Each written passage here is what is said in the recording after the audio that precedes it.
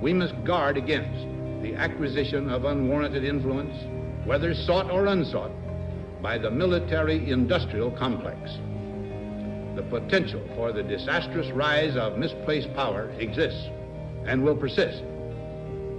We must never let the weight of this combination endanger our liberties or democratic processes. There is little value in ensuring the survival of our nation if our traditions do not survive with it. And there is very grave danger that an announced need for increased security will be seized upon by those anxious to expand its meaning to the very limits of official censorship and concealment. That I do not intend to permit to the extent that it's in my control. And no official of my administration, whether his rank is high or low, civilian or military, should interpret my words here tonight as an excuse to censor the news, to stifle dissent, to cover up our mistakes, or to withhold from the press and the public the facts they deserve to know. In the long history of the world, only a few generations have been granted the role of defending freedom in its hour of maximum danger. I do not shrink from this responsibility. I welcome it.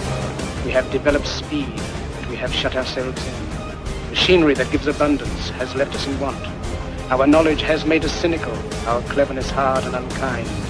We think too much, feel too little. More than machinery, we need humanity. More than cleverness, we need kindness, gentleness. To those who can hear me, I say, do not despair. The misery that is now upon us is but the passing of greed, the bitterness of men who fear the way of human progress.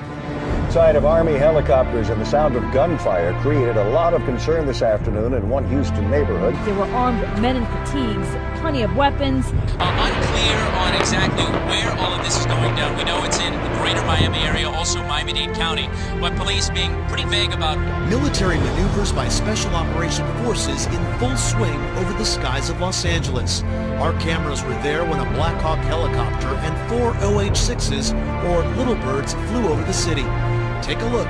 This is the U.S. Bank building where they hovered for a while before flying to their next target. Our viewers called in describing men with automatic weapons hanging out of helicopters. Those are U.S. Army vehicles you've seen rolling through the streets of North St. Louis this week. Good evening. It's a military mission in North St. Louis. Heavily armored vehicles are rolling into town. Are we going to war? Jesus, look how many there are. Holy shit! They were once again met with the Anaheim police equipped with full military gear. 9 people were arrested on Sunday. The streets of Anaheim look like scenes from another country.